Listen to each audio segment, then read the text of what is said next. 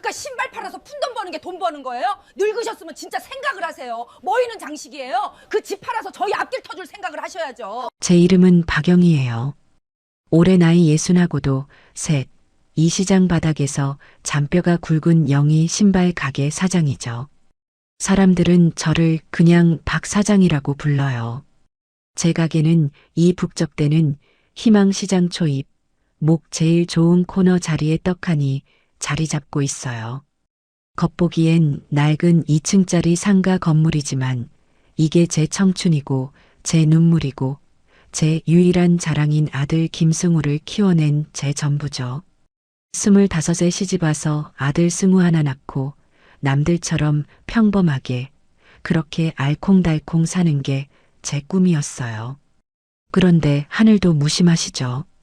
승우가 겨우 5살 되던 해에 애 아빠가 훌쩍 가버렸어요. 건설 현장에서 일했는데 그만 빗길에 발을 헛디뎌서요.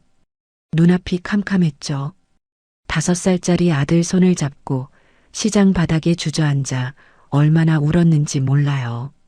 하지만 울고만 있을 수는 없잖아요. 당장 내일 먹을 쌀이 없었고 우리 승우 분유값이며 기저귀 값을 벌어야 했으니까요. 그때부터였어요. 제가 이 시장 바닥에 뛰어든 게요. 처음엔 길바닥에 좌판 하나 깔아놓고 양말이랑 고무신 몇 켤레 가져다 놓고 팔았어요. 여름엔 뙤약볕에 살이 있고 겨울엔 발을 동동 굴러도 발가락 끝이 깨지는 것 같았죠. 단속반 뜨면 그거 이고 지고 도망 다니기 바빴고요. 그렇게 하루 벌어 하루 먹고 살면서도 우리 승우 유치원 보내고 학교 보내는 돈은 악착같이 모았어요. 엄마, 나 오늘 100점 맞았어. 하고 뛰어오는 아들 얼굴 보는 맛에 그 모진 세월을 다 견뎌냈죠. 그렇게 10년, 20년. 좌판이 작은 가게가 되고 그 가게가 지금 이 2층짜리 건물이 되었어요. 제가 이 건물 등기부등본을 손에 쥐던 날 돌아가신 그이 사진 붙들고 밤새 울었어요. 여보, 나 해냈어. 우리 승우 이제 비 안 새는 집에서 내 가게에서 당당하게 키울 수 있게 됐어. 하고요. 1층은 제 가게 영희 신발이 되고 2층은 저와 승우가 사는 아늑한 살림집이 되었죠. 가게는 온갖 종류의 신발을 다 팔았어요. 아이들 반짝이 운동화부터 어르신들 편한 효도 신발, 멋쟁이 아가씨들 구두, 장 보러 오신 아주머니들 편한 슬리퍼까지요. 시장통이라 비싼 신발은 없어도 질 좋고 편한 신발만 골라다 놓으니 단골도 제법 많았죠. 박 사장, 나 오늘 등산 가는데 편한 신발 하나 줘요. 어머, 순이 엄마. 어서 와요. 이거 새로 들어온 건데 아주 발이 구름 위를 걷는 것 같아. 신어봐요. 신발 상자를 나르고 손님들 발에 신발을 신겨주고 하루 종일 서서 일하느라 제 무릎은 성할 날이 없었죠. 그래도 저는 행복했어요. 우리 승우가 무럭무럭 자라서 번듯한 대학도 나오고 좋은 회사에 취직까지 했으니까요. 엄마, 이제 고생 그만하고 가게 접어요. 내가 용돈 많이 줄게요. 하는 아들 말이 어찌나 달콤하던지요. 아니다. 엄마는 일하는 게 좋아. 너 장가갈 미천은 엄마가 다 모아놔야지. 하고 손사래를 쳤죠.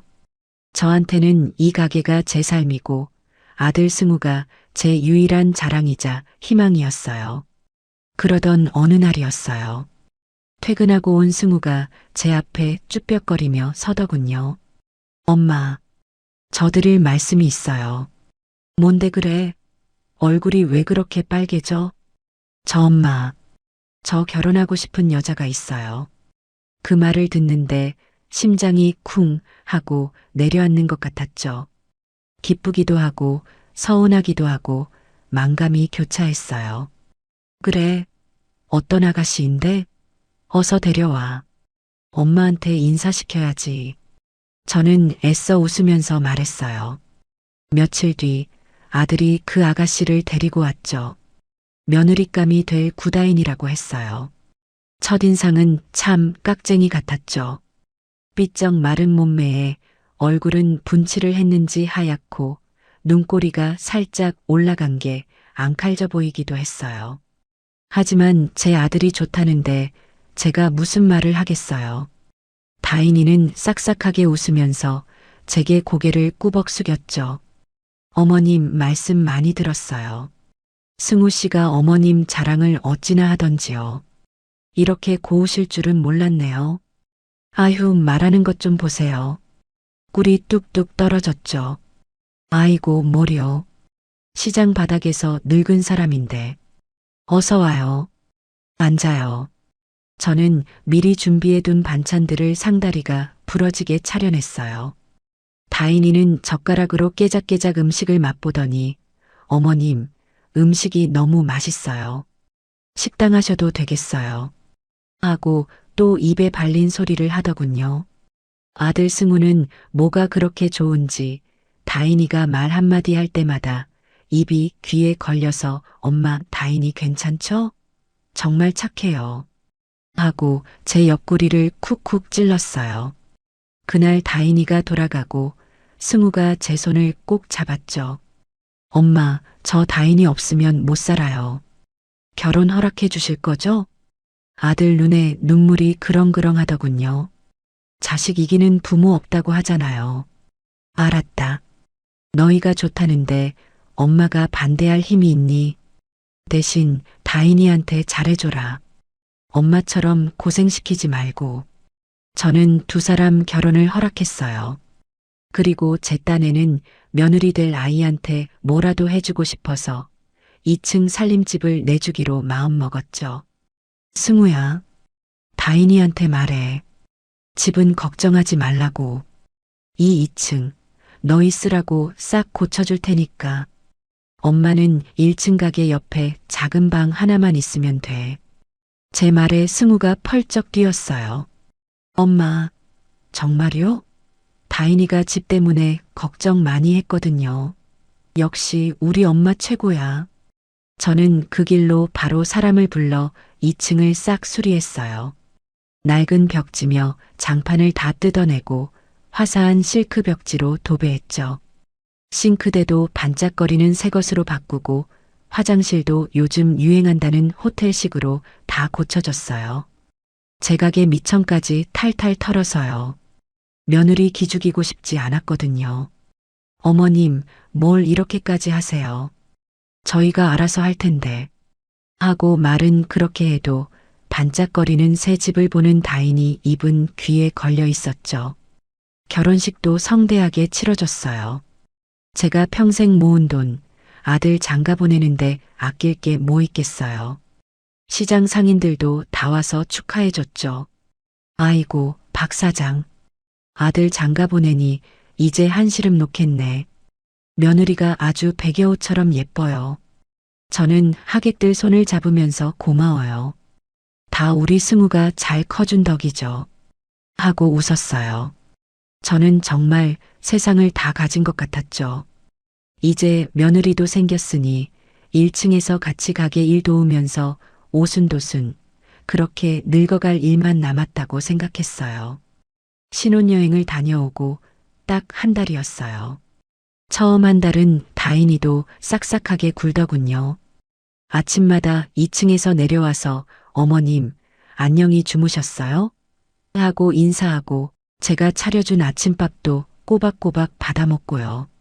가게에도 가끔 내려와서 어머님, 이건 어떻게 하는 거예요? 하고 묻기도 했죠. 물론 신발 상자 하나 제대로 못 나르고 손님들 발 치수 하나 제대로 못 재서 제가 뒤치다꺼리를 해야 했지만요. 그래도 저는 아니다. 넌 이런 거 안 해봐서 그래. 그냥 2층에서 승우 밥이나 잘 챙겨줘. 하고 올려보냈어요. 그런데 딱 한 달이 지난 어느 날 저녁이었죠. 다인이가 승우랑 같이 1층 제 방으로 내려왔더군요. 어머님, 저 드릴 말씀이 있어요. 그래, 무슨 일인데? 저 어머님, 저 회사 그만두려고요. 뭐, 회사를? 아니, 결혼한 지 이제 한 달인데 왜 벌써? 저는 깜짝 놀라서 물었어요. 다인이가 꽤 괜찮은 중소기업 경리로 일하고 있다고 들었거든요. 며느리가 맞벌이해주면 우리 승우 어깨도 좀 가벼워질까 기대하고 있었는데 그만둔다니요. 제 말에 다인이가 배시시 웃으면서 말하더군요. 저 어머님, 저희도 이제 아이를 가져야죠. 임신 준비를 좀 체계적으로 하려고요. 임신 준비. 그 말에 제가 무슨 말을 더 하겠어요. 아이고, 그랬어? 그게 더 중요하지. 중요하고 말고. 잘 생각했다. 몸 상하니까 일 그만두고 2층에서 푹 쉬면서 몸 관리 잘해. 저는 오히려 다인이를 다독였죠. 손주 볼 생각에 마음이 급해졌거든요. 그래, 엄마. 다인이가 요즘 스트레스 받아서 그런지 몸이 안 좋대요. 제가 벌면 되죠. 아들 승우도 덩달아 며느리 편을 들었어요. 그렇게 며느리는 결혼 한 달 만에 회사를 그만두고 2층에서 임신 준비를 시작했어요. 처음 한두 달은 저도 좋게 생각했어요. 그래, 몸이 건강해야 아기도 건강하지. 하고요. 그런데 며느리의 임신 준비라는 게 제가 생각했던 거랑은 좀 많이 달랐어요. 아침에 제가 가게 문을 열고 한창 손님을 받을 시간, 오전 11시, 12시가 다 되어서야 2층에서 어슬렁어슬렁 내려와요. 그것도 부스스한 머리로 내려오는 게 아니라 화장은 곱게 하고 제가 한 번도 보지 못한 원피스 같은 걸 차려입고요. 다인아, 늦게 일어났네. 아침 먹어야지.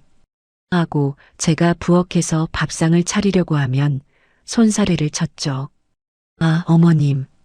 저 아침 안 먹어요. 피부 관리 받으러 가야 해서요. 피부 관리? 아니, 임신 준비한다면서. 어머님, 이것도 다 임신 준비의 하나예요. 스트레스 안 받고 몸을 최상의 상태로 만들어야죠. 그럼 다녀올게요. 그러고는 쌩 하고 밖으로 나가버렸어요. 저는 차려놓은 밥상이 민망해서 한숨만 푹 쉬었죠.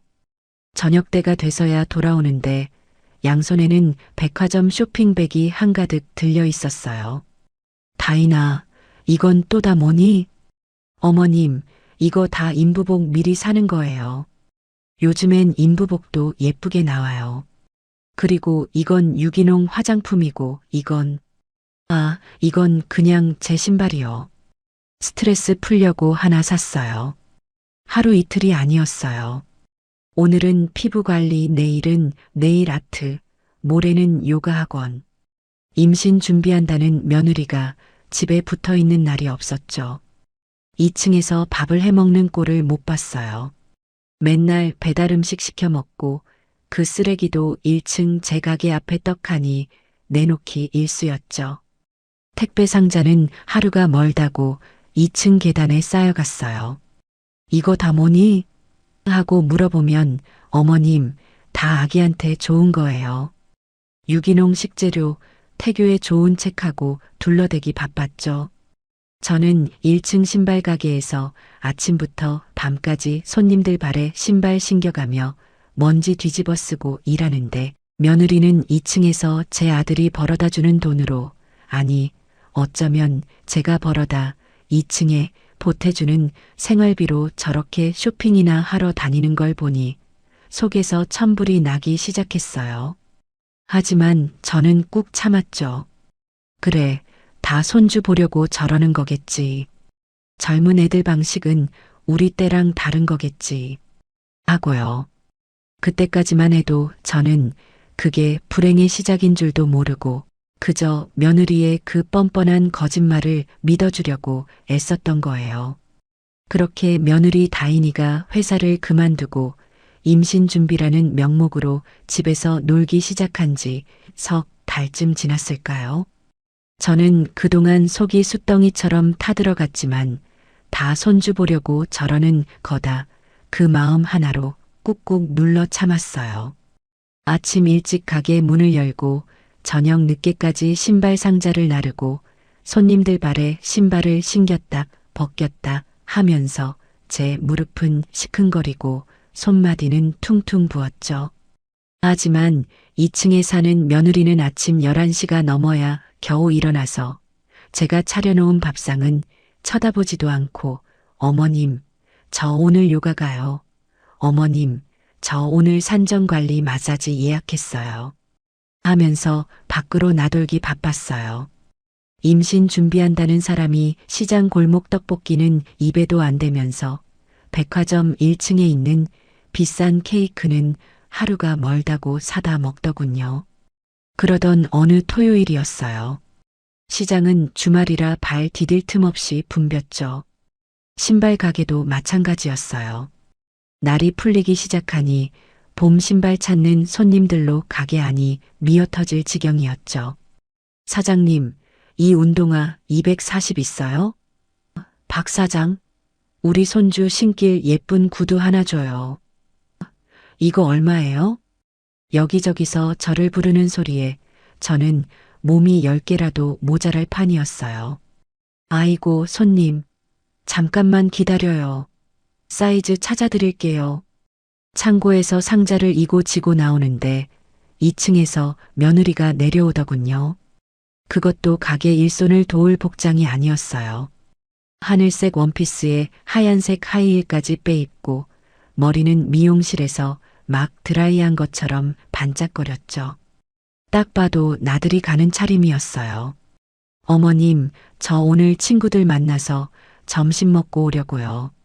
승우 씨는 회사 일 때문에 늦는다고 하고요. 가게 안은 지금 전쟁통인데 며느리는 거울을 보면서 립스틱을 덧바르고 있었어요. 제가 쌓아둔 신발 상자를 힐끗 보더니 인상까지 찡그리더군요. 어머님, 이거 좀 치우시지. 먼지 난리잖아요. 제가 그 꼴을 보는데 그동안 참았던 화가 울컥 치밀어 올랐어요. 예, 다인아. 너 요즘 왜 그래? 네. 무슨 말씀이세요? 지금 가게 안 바쁜 거 안 보여? 손님들이 이렇게 밀려 있는데 너는 그 꼴로 어딜 나간다는 거야? 임신 준비한다는 애가 주말마다 이렇게 싸돌아다녀도 되는 거야? 제 목소리가 저도 모르게 커졌어요. 가게 안 손님들이 저희 쪽을 힐끗 쳐다봤죠. 며느리 얼굴이 순간 불그락푸르락해지더군요. 아니, 어머님, 제가 가게 보라고 여기 시집 온 거예요? 그리고 저 임신 준비하느라 스트레스 받아서 바람 좀 쐬겠다는 건데 그게 그렇게 잘못이에요? 바람 쐬는 거 좋아. 그런데 너 지금 석 달째야. 석 달 동안 너가 2층에서 밥 한 끼 끓이는 걸 못 봤어. 매일 하는 일이 백화점 가서 돈 쓰고 마사지 받으러 다니는 거 말고 더 있어? 너 정말 임신 준비하는 거 맞아? 어머님, 지금 저 의심하세요? 승우 씨도 다 아는 일이에요. 그리고 저더러 가게 일 도우라는 말씀이세요? 저 이런 먼지 나는 일 못해요. 저더러 이런 싼 신발 팔라고요? 싼 신발이라는 말에 제 이성이 툭 끊어지는 것 같았죠. 싼 신발? 예, 말 조심해. 너 지금 그 싼 신발 팔아서 지은 이 집에 내가 해준 인테리어에서 먹고 자고 있어. 너 오늘 어디 못 가. 당장 그 옷 갈아입고 내려와서 나 좀 도와. 제가 단호하게 말하자 며느리는 어이가 없다는 듯이 저를 쳐다봤어요. 아, 정말. 어머님, 이러시면 저 승우 씨한테 다 말할 거예요. 그래, 말해. 너의 서방한테 다 일러 바치라고. 그리고 너 오늘 나 안 도우면 2층에서 당장 짐 빼. 내가 이 집에서 너 공짜로 재워주고 밥 먹여주면서 너의 쇼핑 시중까지 들어야 할 이유는 없으니까. 제 기세에 눌린 건지 아니면 짐 빼라는 말이 무서웠던 건지 며느리는 입술을 꽉 깨물더니 2층으로 쿵쿵거리며 올라갔어요. 잠시 뒤 세상에서 제일 불만 가득한 얼굴로 티셔츠에 바지를 입고 내려왔죠. 됐어요? 뭐 하면 돼요? 저기 가서 손님들 신발 사이즈나 찾아드려. 저는 며느리를 손님들 앞에 세웠어요.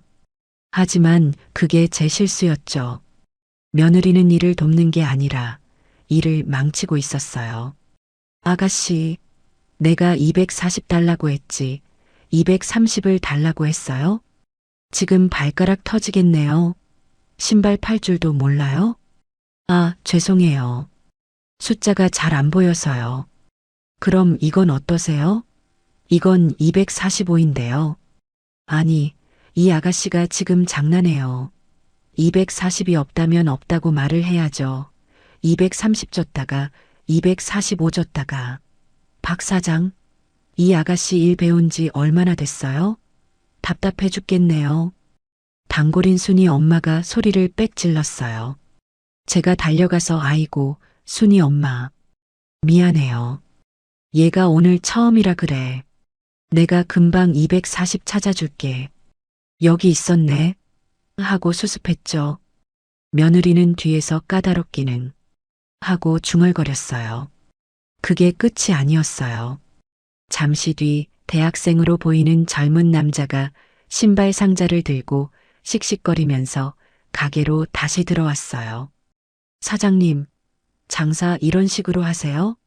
이거 신발이 짝짝이잖아요. 하나는 260이고 하나는 265라고요. 지금 저랑 장난하세요? 제가 상자를 열어보니 정말 신발 두 짝의 사이즈가 달랐어요. 아까 그 며느리가 포장해준 신발이었죠.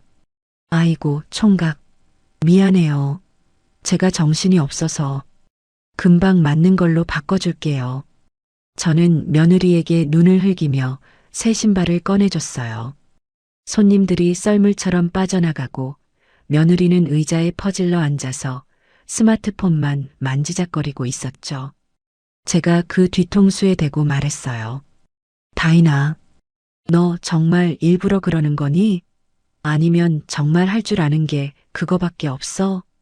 제 말에 며느리가 스마트폰에서 눈을 떼고 저를 획 쳐다보더군요.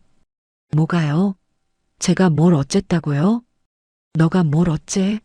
손님한테 사이즈 짝짝이로 줘서 욕먹게 만들고 240달라는 분한테 230 줬다가 245 줬다가 너 정말 생각이 있는 거니 없는 거니? 아, 어머님. 제가 이런 일 해봤어야 알죠. 겨우 신발 몇 켤레 포장하는 게 뭐 그리 대단한 일이라고 저를 잡으세요? 그리고 그깟 신발 한두 켤레 실수한 거 가지고 너무 빡빡하게 구세요. 요즘 누가 이런 시장에서 신발 사 신는다고요? 어머님도 그냥 편하게 앉아서 돈이나 받으시지. 왜 사서 고생이세요? 편하게 앉아서 돈을 받아? 저는 제 귀를 의심했어요. 제가 이 가게를 어떻게 읽었는데 제 평생이 담긴 이 가게를 그깟 신발 취급하는 며느리 앞에서 저는 정말 말문이 막혔죠. 그날의 충격이 가시기도 전이었어요. 그달 말이 되었죠. 저는 가게 문을 닫고 낡은 주판알 대신 계산기를 두드리며 장부를 정리하고 있었어요. 이번 달은 유난히 지출이 많았죠. 2층 인테리어 한 거 할부금도 나가야 하고 가게 세금도 내야 하고요. 한숨을 푹 쉬고 있는데 며느리가 2층에서 슬그머니 내려왔어요. 아까 가게에서 싸운 이후로 며칠 동안 저랑 눈도 안 마주치던 참이었죠. 어머님, 아직 안 주무셨어요? 장부 정리하느라고. 웬일이니 이 시간에? 며느리는 제 앞에 머뭇거리며 서더니 손가락을 꼼지락거렸어요. 저 어머님, 드릴 말씀이 있어서요. 무슨 말인데? 어머님, 저희 생활비를 좀 주셔야겠어요. 생활비? 무슨 생활비? 저는 제가 잘못 들었나 싶어서 되물었어요. 아니, 어머님, 저희도 먹고 살아야죠. 먹고 살아? 승우가 버는 돈은 다 어디다 뒀어? 너희 둘이 버는 게 나보다 많을 텐데 왜 나한테 생활비를 달라는 거니? 제 말에 며느리가 기다렸다는 듯이 따박따박 말을 이어갔어요. 어머님, 승우 씨 월급은 대출 이자 내고, 카드값 내고, 보험료 내고 나면 남는 게 없어요. 솔직히 말씀드리면 마이너스예요. 뭐, 마이너스라고? 아니, 너희 둘이 쓸 데가 뭐가 있다고. 쓸 데가 왜 없어요? 저희 차 할부금도 내야 하죠. 다 제 이름으로 된 것도 아니에요. 그리고 저 임신 준비하는데 돈이 얼마나 많이 드는 줄 아세요? 유기농 식품은 또 얼마나 비싼데요. 병원 가서 검사 받는 것도 다 돈이에요. 백화점에서 산 쇼핑백은 쏙 빼고 말하더군요. 저는 기가 차서 헛웃음이 나왔어요. 그래서 나더러 너희 임신 준비하는 비용까지 대라는 거니 지금 어머님 그렇게 말씀하시면 서운하죠. 이게 저희만을 위한 거예요? 다 어머님 손주 보시라고 저희가 이렇게 노력하는 거잖아요. 그리고 어머님, 며느리가 제 계산기 위로 손을 척 올렸어요. 그 하얗고 매끈한 손톱에 발린 빨간 매니큐어가 유난히 제 눈을 찔렀죠. 생각을 해보세요, 어머님. 저희가 지금 이 2층에 살잖아요.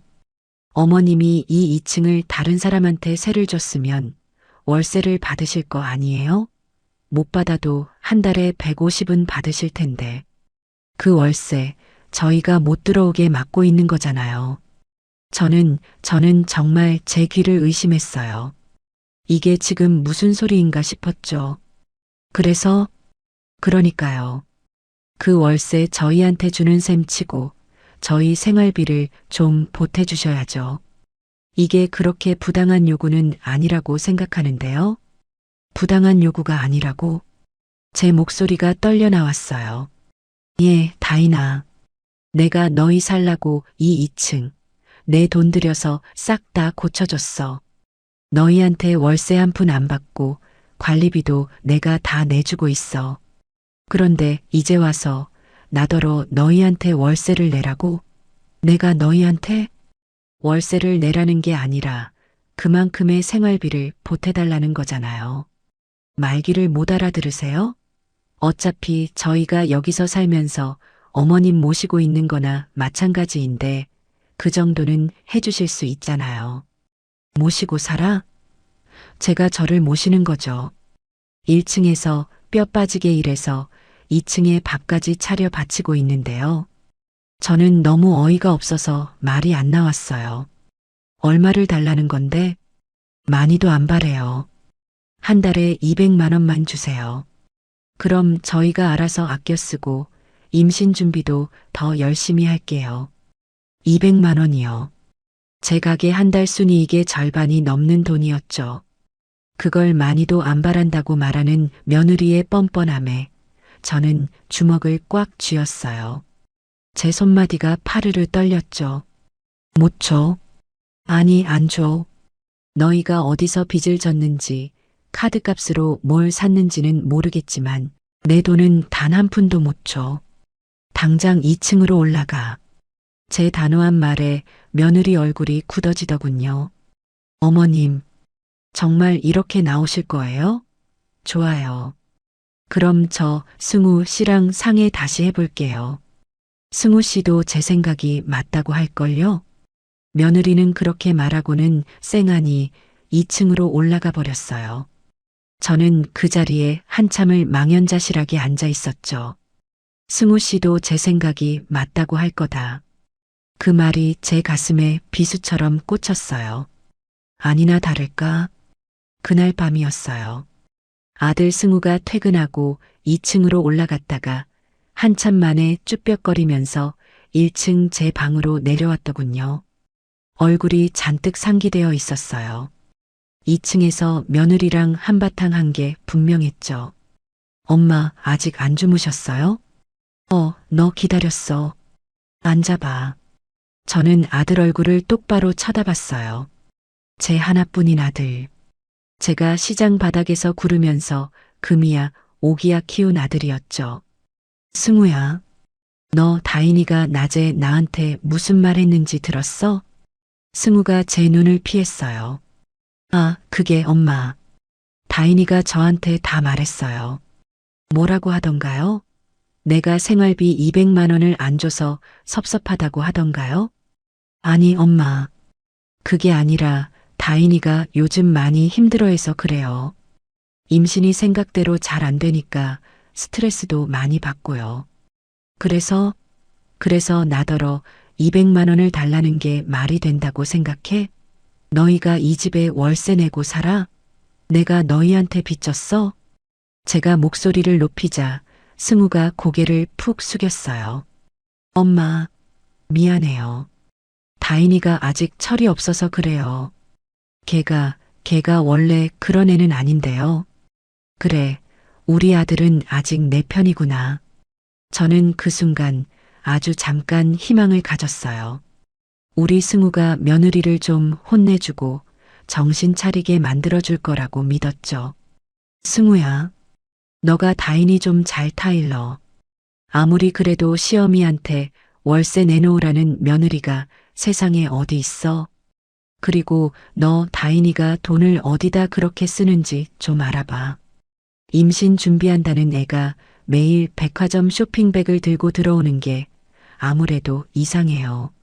알았어요, 엄마. 제가 다인이랑 얘기 잘해볼게요.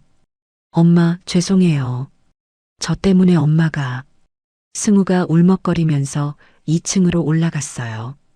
저는 그래도 내 아들은 내 맘을 아는구나 하고 조금 안심했죠. 하지만 그 안심은 1시간도 채 가지 못했어요. 2층에서 며느리의 앙칼진 목소리가 들려오기 시작했죠. 뭐, 엄마가 미안하대? 너가 왜 미안해? 너가 뭐가 미안한데? 지금 엄마 편드는 거야? 아니, 다인아. 그런 게 아니라. 엄마 말씀도 아주 틀린 건 아니잖아. 우리가 생활비는 우리가 알아서 해야지. 알아서 해? 뭘 알아서 해? 너가 버는 돈으로 이게 해결이 돼? 이 집 어차피 너가 받을 거잖아.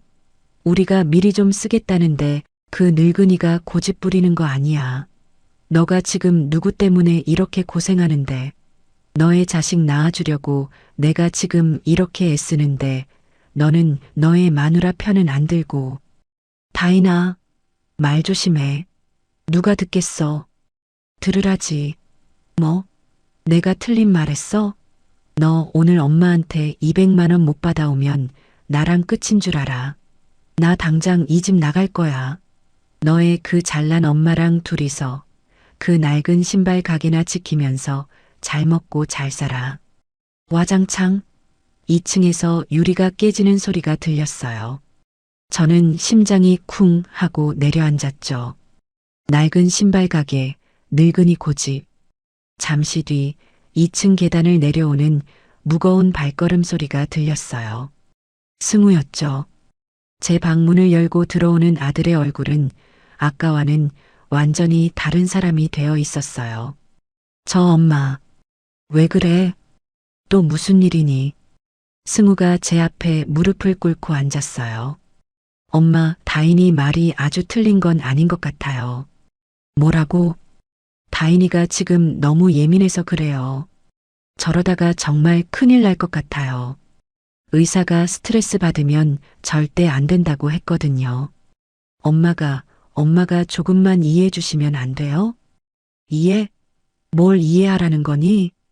그냥 다인이가 돈 관리도 저보다 더 잘하고 엄마는 어차피 가게 버시니까 200만 원이 그렇게 큰 돈은 아니잖아요. 저는 제 앞에 무릎 꿇고 있는 아들을, 아니, 며느리의 꼭두각시가 되어버린 저 한심한 남자를 쳐다봤어요. 승우야. 네, 엄마. 너 아까 2층에서 다인이가 한 말 다 듣고 내려온 거지? 승우는 고개를 들지 못했어요. 그 침묵이 저에게는 1000마디의 비수보다 더 아프게 박혔죠. 아, 내 아들은 이제 없구나. 저 여자의 서방만 남았구나.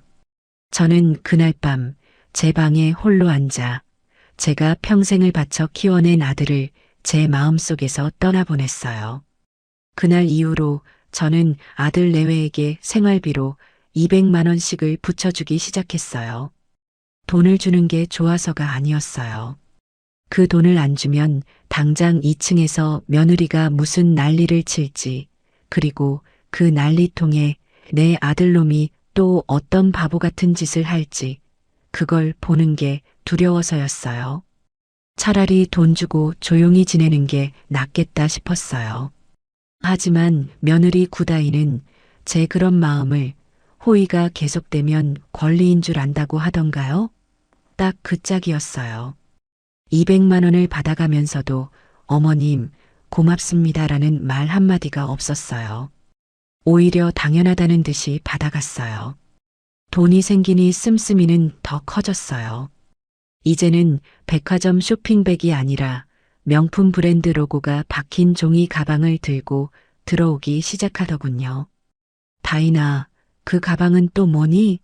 하고 제가 물으면, 아, 이거요? 어머님, 임신하면 좋은 것만 보고 좋은 것만 들어야 한대요. 이것도 다 태교의 일환이죠. 하고 말도 안 되는 소리를 늘어놓았어요. 승우 월급에 제가 주는 200만 원을 합쳐도 도저히 감당이 안 될 것 같은 씀씀이었어요. 저는 그저 한숨만 내쉬었어요. 그렇게 몇 주가 더 흘렀을까요? 그날은 유난히 날이 굳었어요. 비가 추적추적 내리고 가게에는 손님이 뚝 끊겼어요. 저는 가게 문을 일찍 닫고 1층 제 방에서 무릎을 주무르고 있었어요. 비가 오니 쑤시지 않는 뼈마디가 없었어요. 그때 며느리가 2층에서 내려왔어요. 오늘은 또 무슨 일인가 가슴이 덜컥했어요. 어머님, 뭐 하세요? 무릎이 쑤셔서 좀 주무르고 있어. 며느리가 제 앞에 쭈그리고 앉더군요. 그러더니 제 무릎을 주무르는 신용을 했어요. 아이고, 어머님. 힘드시죠? 제가 주물러 드릴게요. 저는 그 손길이 너무 어색하고 불편해서 손을 내저었어요. 아니다. 괜찮다. 용건만 말해. 또 돈 필요하니? 제 말에 며느리가 배시시 웃더군요. 그 웃음이 꼭 뱀 같았어요. 어머님은 꼭 그렇게 말씀을 하세요. 제가 돈 때문에 어머님 찾아온 줄 아세요? 아니면? 어머님, 저 승우 씨랑 아주 중요한 결정을 했어요. 어머님한테도 아주 좋은 일이고요. 좋은 일? 그게 뭔데? 며느리는 가방에서 서류 봉투 하나를 꺼냈어요. 그리고 제 앞에 그 서류들을 쫙 펼쳐놓았어요. 무슨 계약서, 위임장, 어려운 한자들이 가득했어요. 이게 다 뭐니? 어머님, 제가 좋은 거 알아봤는데요. 이 가게랑 집이요. 이거 저희랑 공동 명의로 좀 바꿔주시면 어때요? 저는 제 무릎을 주무르던 손을 그대로 멈췄어요. 제가 뭘 들은 건가 싶었어요. 뭐라고? 공동명예? 네, 어머님. 잘 들어보세요.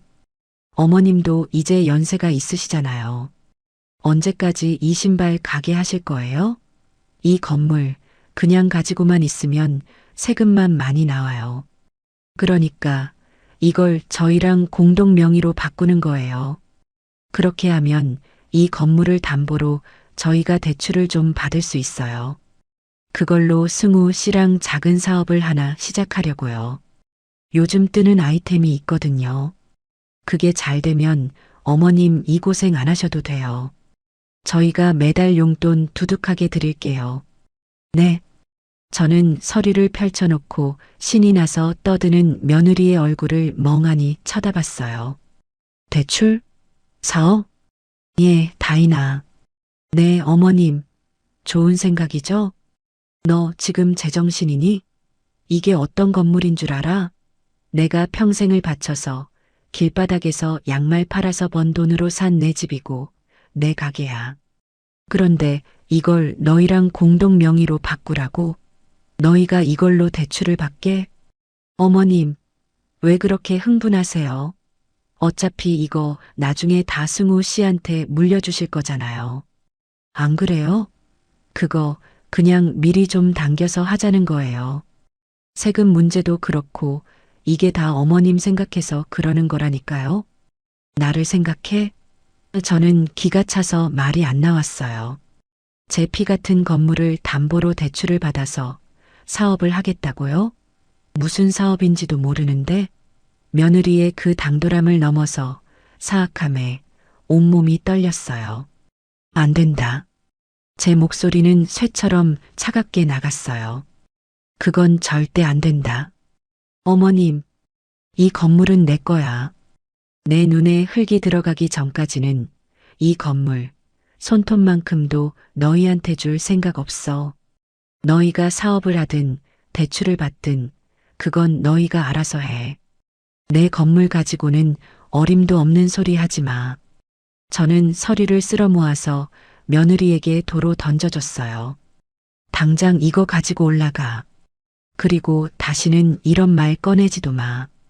제 단호한 태도에 며느리 얼굴이 싹 굳어졌어요. 아까의 그 뱀 같은 미소는 온데간데 없었어요. 어머님, 정말 이렇게까지 하실 거예요? 말이 정말 안 통하시네요. 말이 안 통하는 게 누군데 어디 감히 내 재산을 날로 먹으려고 들어. 날로 먹다니요. 승우 씨가 어머님 외아들이잖아요. 아들한테도 아까우세요? 좋아요. 저 승우 씨랑 다시 얘기할게요. 승우 씨가 얼마나 힘들어하는지 어머님은 모르실 거예요.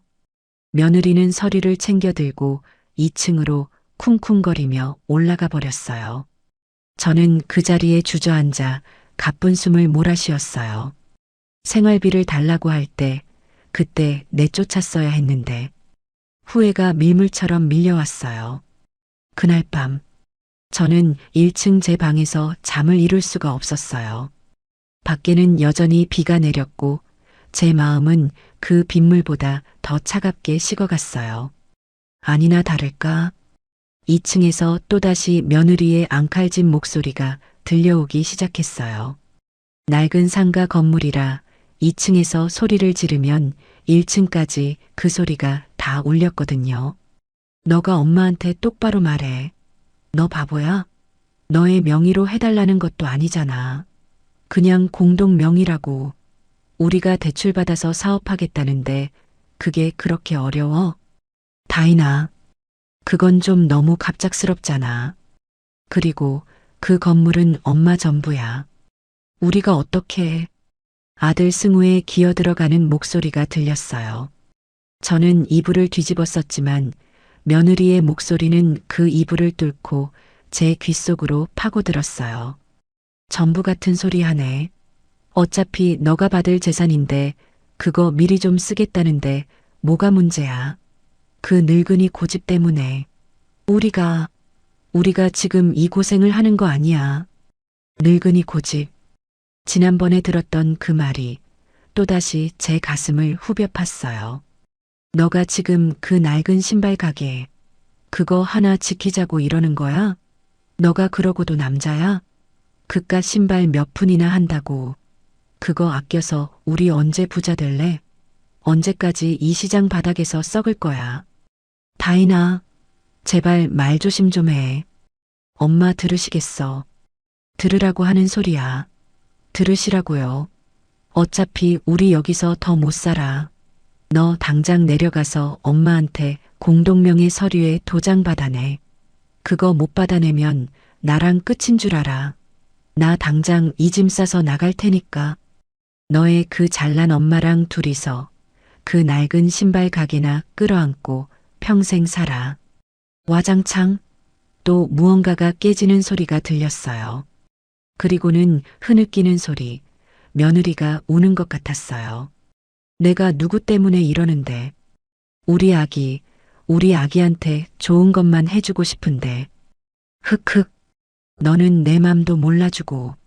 아기, 저는 귀를 쫑긋 세웠어요. 설마 임신이? 다인아, 울지 마. 알았어. 내가 엄마한테 다시 말씀드려 볼게. 울지 마, 응? 아들의 다급한 목소리가 들렸어요. 그리고 잠시 뒤 2층 계단을 내려오는 발소리. 제 방문을 두드리는 소리가 들렸어요. 똑똑. 엄마, 저 승우예요. 아직 안 주무세요? 저는 문을 열어주고 싶지 않았어요. 다음에 무슨 말이 나올지 너무나 뻔했으니까요. 하지만 아들이었어요. 제 아들. 저는 힘겹게 몸을 일으켜 문을 열었어요. 문 앞에는 정말 가관도 아닌 모습의 아들이 서 있었어요. 빗물에 젖은 생쥐, 아니, 며느리 눈물에 젖은 생쥐꼴이었어요. 눈은 빨갛게 충혈되어 있었고, 머리는 엉망이었어요. 엄마 들어와. 저는 차갑게 말했어요. 아들이 제 방으로 들어와 아까 며느리가 그랬던 것처럼 제 앞에 털썩 무릎을 꿇었어요. 엄마, 죄송해요. 정말 죄송해요. 뭐가 죄송한데? 내 마누라가 나한테 늙은이 고집이라고 소리 지른 거? 아니면 내 낡은 신발 가게를 무시한 거? 그것도 아니면 내 재산 내놓으라고 협박한 거? 엄마, 제발 그렇게 말씀하지 마세요. 그럼 뭐라고 말할까? 너 지금 나한테 무슨 말 하러 내려왔는지 내가 모를 것 같니? 승우가 고개를 번쩍 들었어요. 그 눈에 눈물이 그렁그렁했어요. 엄마 다인이가 임신한 것 같아요. 뭐? 아직 테스트기만 해봤는데 2줄이 나왔대요. 병원은 내일 가보기로 했고요. 저는 순간 아무 생각도 나지 않았어요. 임신? 손주? 그토록 바라던 손주 소식이었어요.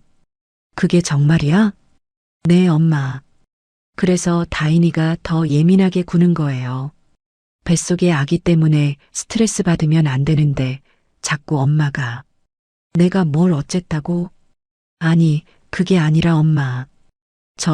다인이 말이 아주 틀린 건 아닌 것 같아요. 또 그 소리였어요. 다인이 말이 틀린 건 아닌 것 같다. 저는 그 말이 세상에서 제일 끔찍하게 들렸어요. 뭐가 틀린 게 아닌데? 내 집이랑 가게 공동 명의로 해달라는 거? 엄마, 그게 그냥 명의만 미리 정리해 두는 게 어떨까 해서요. 다인이가 아기 가졌는데 저렇게 힘들어하는 거 저 더는 못 보겠어요. 저러다 정말 뱃속의 아기까지 잘못될까 봐. 아들은 제 바짓가랑이를 붙잡고 울기 시작했어요. 엄마 제발 한 번만 다인이 좀 살려주세요. 네. 어차피 나중에 다 져주실 거잖아요. 그냥 조금만 미리. 저는 제 바짓가랑이를 붙잡고 우는 아들을 내려다봤어요. 제 손주를 가졌다는 며느리. 그 손주를 빌미로 제 평생의 재산을 삼키려는 며느리. 그리고 그 며느리 앞에서 꼬리치며 제게 매달리는 한심한 제 아들. 저는 제 무릎을 때릴 뻔한 걸 겨우 참았어요. 아들을 때리는 대신 제 가슴을 쳤어요. 나가. 엄마. 당장 내 방에서 나가.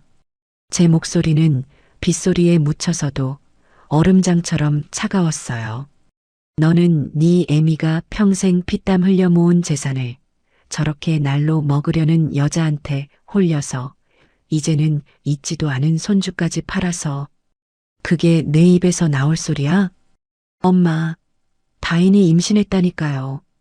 그래서 임신한 게 벼슬이야? 임신했으면 시어미 재산을 다 내놔야 해? 너는 네 마누라가 네 애미한테 늙은이 고집이라고 소리 지르고 낡은 신발 가게라고 무시하는 거 다 듣고도 뱃속의 아기 때문에 그 말이 나와? 당장 나가. 내 눈앞에서 사라져. 저는 아들을 방 밖으로 밀어냈어요. 그리고 문을 걸어 잠갔어요. 문 밖에서 아들이 엄마, 문 좀 열어보세요. 엄마, 하고 울부짖었지만 저는 대답하지 않았어요. 그날 밤, 저는 제 방에 갇힌 게 아니라 제 스스로를 가뒀어요. 그리고 생각했어요. 내 아들은 죽었다. 저 문 밖에 있는 건 내 아들이 아니다. 뱃속의 아기가 정말 제 손주일지 그것조차 의심스러워지기 시작했어요. 그렇게 공동명의 소동이 있고 난 며칠 뒤였어요. 그날은 제 생일이었어요. 예전 같으면 아들 승우가 아침 일찍 일어나서 엄마 생신 축하드려요 하고 미역국이라도 한 그릇 끓여주는 신용이라도 했을 거예요. 하지만 그날 아침 2층은 쥐 죽은 듯이 조용했어요. 공동 명의를 거절당한 이유로 며느리는 물론이고 아들 승우까지 저를 없는 사람 취급했거든요. 저는 1층 제 방에 딸린 작은 부엌에서 제 손으로 직접 미역국을 끓였어요. 들기름에 마른 미역을 달달 볶다가 물을 붓고 끓어오르는 거품을 걷어냈어요. 구수하고 짭조름한 냄새가 방 안에 퍼졌지만 제 마음은 소금에 절인 배추처럼 쓰디썼어요. 내 신세야. 내 생일 미역국을 내가 끓여 먹는구나. 혼자 밥상에 앉아 밥 한 술을 뜨는데 그마저도 모래알처럼 껄끄러웠어요. 눈물이 밥 위로 툭툭 떨어졌어요. 그때였어요. 2층에서 쿵쿵거리는 발소리가 들리더니 며느리가 내려왔어요. 임신했다는 사람이 어찌나 요란하게 차려입었는지 눈이 부실 지경이었어요. 반짝이가 잔뜩 달린 검은색 원피스의 화장은 어찌나 진하게 했는지 꼭 무대에 오르는 사람 같았어요. 어머님, 식사하세요? 저를 힐끗 쳐다보는데 그 눈빛에 일말의 미안함이나 죄책감이라고는 찾아볼 수가 없었어요. 밥 먹는다. 너는 병원에는 가봤니? 임신한 거 맞다던? 제가 넌지시 물었어요. 며느리가 코웃음을 치더군요. 어머님, 저 임신 아니에요. 그냥 스트레스 받아서 그랬던 건가 봐요. 승우 씨가 어찌나 호들갑을 떨던지. 뭐, 임신 아니라고? 네, 그러니까 저번에 말씀드린 공동명예 그것 좀 다시 생각해 보시면 안 될까요? 저희가 그 얘기는 끝났다고 했을 텐데. 저는 밥숟가락을 탁 하고 내려놓았어요. 임신도 아니었어? 그럼 그날 밤에 그 모든 게 쇼였다는 거야? 온몸의 피가 거꾸로 솟는 것 같았어요. 며느리는 제 표정을 읽었는지 재빨리 화제를 돌렸어요. 아, 참. 어머님, 저 오늘 늦어요. 승우 씨랑 부부 동창 모임이 있거든요. 부부 동창 모임? 네. 강남에 있는 호텔 뷔페에서 해요. 아주 근사한 데라고 하더라고요. 저녁은 가게에 남은 신발이라도 삶아 드시든가 알아서 챙겨 드세요. 그럼 신발을 삶아 먹어? 며느리는 거울을 보며 립스틱을 고쳐 바르고는 콧노래까지 흥얼거리며 밖으로 나가려 했어요. 승우는 이미 차를 대기시켜 놓았는지 문 밖에서 쭈뼛거리면서 있었어요. 저는 그 뒷모습을 보고 도저히 참을 수가 없었어요. 저것들은 사람이 아니었어요. 잠깐만 서봐라. 제 목소리에 며느리가 귀찮다는 듯이 돌아봤어요. 왜요, 어머님? 저 바빠요. 늦으면 승우 씨 친구들한테 안 좋은 소리 들어요. 저는 자리에서 일어났어요. 밥상이 엎어질 뻔했지만 상관없었어요. 너 오늘이 무슨 날인 줄 아니? 무슨 날이요? 토요일이잖아요. 오늘 내 생일이야. 제 목소리는 저도 모르게 떨려 나왔어요. 내 시어미 생일이라고 오늘이. 제 말에 며느리는 눈 하나 깜짝 안 하더군요. 오히려 어이가 없다는 듯이 피식 웃었어요. 아, 그랬던가요? 그래서요? 생신 축하드려요. 됐죠? 됐냐니? 아니, 그럼 뭐 제가 파티라도 해드려야 해요? 어머님, 저희 바쁘다니까요. 예, 다이나. 제 목소리가 터져 나왔어요. 너는 며느리가 돼서 시어미 생일에 미역국은 고사하고 저녁도 알아서 챙겨 먹으라고 하니? 그것도 모자라서 너희는 그 비싼 호텔 뷔페에 놀러가? 그게 사람이 할 짓이야? 말이 너무 심하잖니. 문 밖에 서 있던 아들 승우가 그제야 제 눈치를 보며 끼어들었어요. 엄마, 그게 약속이 아주 예전부터 미리 잡혀 있어서 어쩔 수가 없었어요. 엄마, 죄송해요. 저희 내일 맛있는 거. 시끄러워. 제가 아들놈 말을 잘랐어요. 너는 네 애미 생일인데 네 마누라 치마폭에 쌓여서 호텔 뷔페 가는 게 그게 어쩔 수 없는 일이야? 제 말에 아들놈은 고개를 푹 숙였어요. 아무 말도 못했어요. 그 꼴을 보던 며느리가 자기가 더 화가 난다는 듯이 제게 삿대질을 하기 시작했어요. 아, 진짜. 어머님, 그만 좀 하세요. 제가 어머님 생일까지 챙겨야 해요? 어머님은 무슨 나라를 구한 공주님이라도 되세요? 나이 드셨으면 나이값 좀 하세요. 뭐, 나이가? 네, 나이가? 도대체 언제까지 저희한테 이러실 거예요? 저희가 어머님 봉이에요? 저희가 생활비 좀 받았었다고 그렇게 눈치를 주세요? 저희가 공동명의 해달라는 게 그렇게 죽을 죄예요? 그건 내 재산이야. 재산, 재산, 그놈의 재산. 그거 끌어안고 평생 사실 거예요? 그럴 정신 있으면 신발이나 한 켤레 더 팔 생각을 하세요. 며느리가 제 면전에 대고 악을 썼어요. 그리고 제 평생을 무너뜨리는 그 한마디를 내뱉었어요. 머리는 장식이에요? 생각이라는 걸 안 하세요? 뭐라고? 그깟 신발 팔아서 푼돈 버는 게 돈 버는 거예요? 늙으셨으면 진짜 생각을 하세요. 그 집 팔아서 저희 앞길 터줄 생각을 하셔야죠. 왜 자식들한테 손 벌리게 만드세요? 네, 저희가 어머님 때문에 얼마나 힘든 줄 아세요? 그 말을 듣는 순간 제 머릿속에서 뭔가가 뚝 하고 끊어지는 소리가 났어요. 세상이 하얗게 변하는 것 같았어요. 제 눈앞에 서 있는 저것은 제 며느리가 아니었어요. 제 아들도 제 아들이 아니었어요. 그냥 제 피를 빨아먹으려는 거머리, 그 이상도 이하도 아니었어요. 뒤에서 아들 승우가 그제야 며느리를 말리는 신용을 했어요. 다인아, 아, 너 말이 너무 심하잖아. 엄마한테 어떻게 그런 말을. 뭐가 심해? 내가 틀린 말했어? 늙었으면 늙은이답게 곱게 늙을 것이지. 왜 자식들 앞길을 막아? 어머님, 저희 가요. 승우 씨, 빨리 안 나오고 뭐해? 너가 정말 나 끝나는 꼴 보고 싶어? 며느리는 제 아들의 팔을 잡아 끌고 밖으로 나가버렸어요. 쾅! 하고 현관문이 닫혔어요. 저는 그 자리에 한참을 서 있었어요. 끓여놓은 미역국은 차갑게 식어가고 있었어요. 들기름 냄새와 짭조름한 간장 냄새, 그리고 제 가게에서 나는 눅눅한 가죽 냄새와 고무 냄새가 뒤섞였어요. 저는 천천히 제 낡은 신발 가게를 둘러봤어요.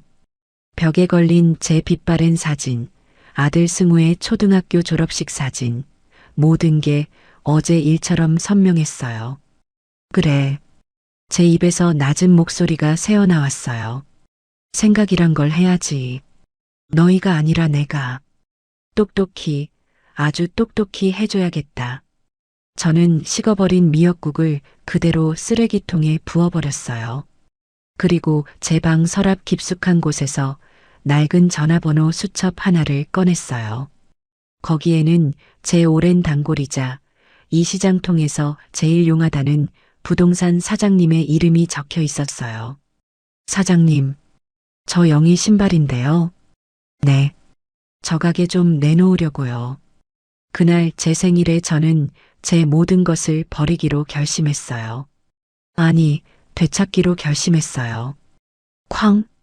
현관문이 닫히는 소리가 1층 제 방까지 선명하게 울렸어요. 그 소리가 마치 제 심장에 박힌 대못을 망치로 한 번 더 세게 내리치는 것 같았어요.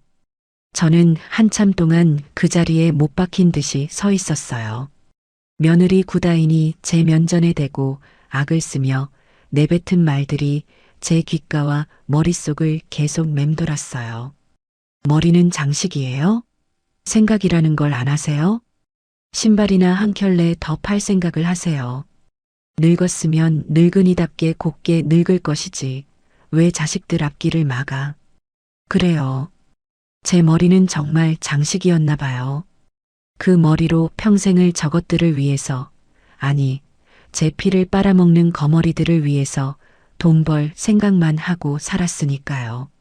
제 머리가 조금이라도 제 기능을 했더라면 며느리가 처음 임신 준비한다는 핑계로 회사를 그만뒀을 때, 아니, 생활비 200만 원을 뻔뻔하게 요구했을 때, 아니, 제 아들놈이 다인이 말이 틀린 게 아닌 것 같다면서 제 앞에서 무릎을 꿇었을 때, 바로 그때 모든 걸 알아차렸어야 했어요.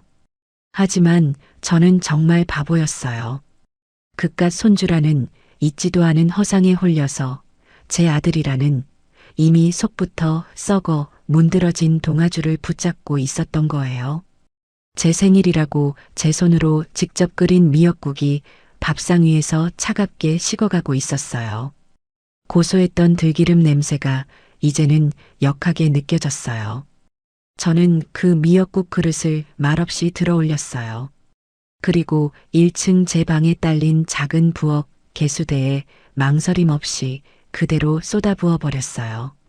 싸아 하는 물소리와 함께 제가 평생을 바쳐 지키려고 했던 그 마지막 가족이라는 헛된 환상도 더러운 하수구로 전부 쓸려 내려갔어요. 그래, 생각이란 걸 해야지. 제 입에서 낮고 차가운 목소리가 새어나왔어요. 생각, 똑똑히 해줘야겠어. 너희가 아니라 바로 내가. 저는 식어버린 밥상을 치우지 않았어요. 그럴 가치조차 없었어요. 대신 제 방 낡은 자개장 서랍, 가장 깊숙한 곳을 열었어요. 그 안에는 제가 이 시장 바닥에서 영희 신발을, 아니, 박영이라는 제 이름을 세우기까지의 모든 역사가 고스란히 담겨 있었어요.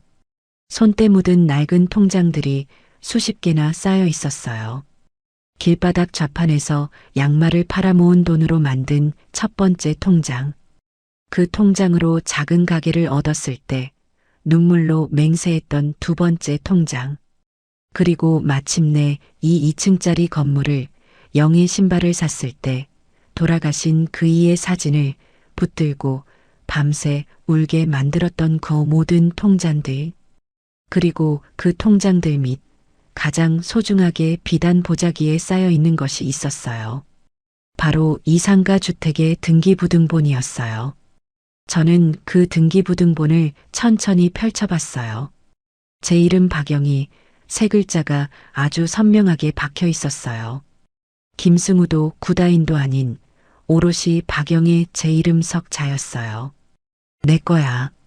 이건 전부 내 거라고. 저는 그 서류를 가슴에 꼭 껴안았어요. 눈물이 왈칵 쏟아졌어요. 하지만 그 눈물은 슬픔의 눈물이 아니었어요. 후회의 눈물도 아니었고요. 그건 활활 타오르는 분노의 눈물이었고 돌이킬 수 없는 결심의 눈물이었어요. 내가 이룬 거야. 내가 평생을 바쳐 지켜낸 거야. 그런데 감히 내 것을 늙은이 고집 취급하고 낡은 신발 가게라고 짓밟아? 내 머리가 장식이라고? 저는 거친 손등으로 눈물을 닦아냈어요. 평생 신발 상자를 나르고 손님들 발에 신발을 신기고 벗기느라 굳은 살이 박이고 휘어진 제 손. 바로 이 손으로 이뤄낸 제 재산이었어요. 그래, 너희는 이제 끝났어. 저는 서랍 한쪽 구석, 먼지가 쌓인 낡은 전화번호 수첩을 꺼냈어요. 스마트폰에 저장된 번호가 아니었어요. 그럴 필요도 없는 번호. 하지만 제 인생의 가장 중요한 순간들을 함께했던 번호였어요. 황금 부동산. 이 희망 시장통에서 모르는 사람이 없는 황 사장이었어요. 저와는 제가 좌판에서 양말 팔던 시절부터 알고 지낸 막역한 사이였어요. 입이 무겁고 일처리가 확실하기로 시장 전체에 소문난 사람이었어요. 저는 제 1층 방에 있는 낡은 유선 전화기의 수화기를 들었어요. 스마트폰은 위험했어요. 아들놈이, 며느리년이 언제 제 통화 목록을 뒤져볼지 모르는 일이니까요. 뚜루루, 뚜루루.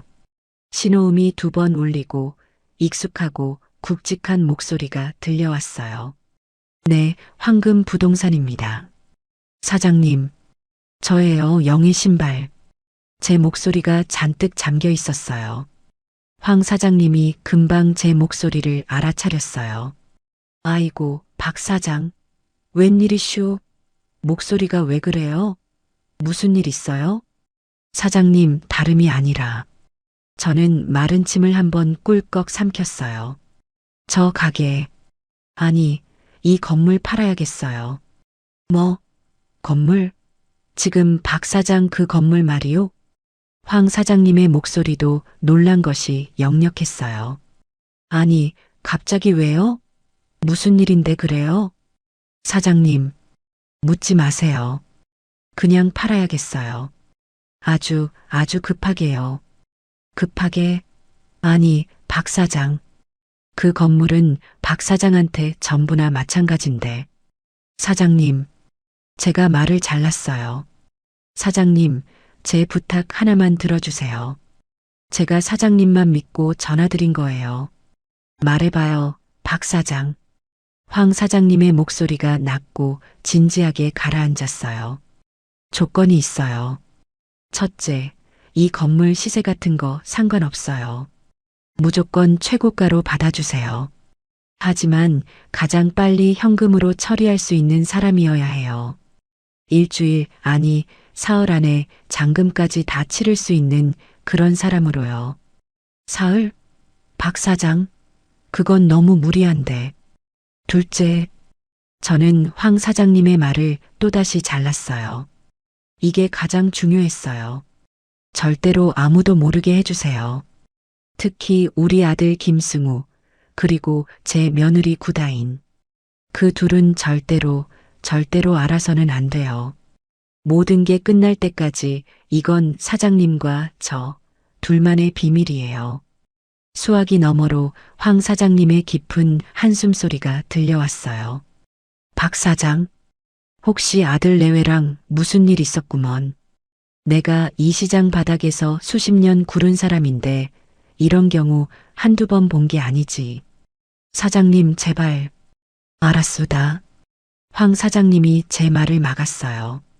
더 묻지 않을게요.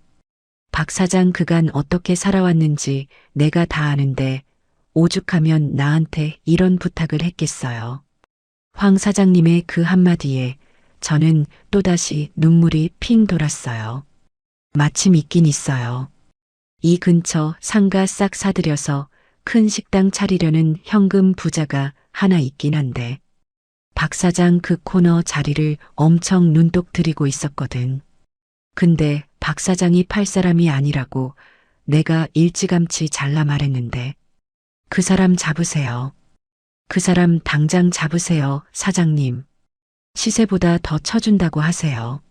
아니, 그 사람이 원하는 대로 맞춰준다고 하세요. 대신 조건은 아까 말한 그대로예요. 현금, 그리고 비밀. 알았소다, 박 사장. 내가 당장 연락해 볼게. 연락 오면 내가 가게로 슬쩍 들를 테니 그때 얘기합시다. 휴대폰으로는 절대 통화하지 말고요. 고마워요, 사장님. 정말 고마워요. 힘내슈, 박 사장. 그리고 생각, 잘했어. 아주 잘한 결정이야. 황 사장님은 그렇게 전화를 끊었어요. 저는 멍하니 수화기를 내려놓았어요. 생각, 잘했어.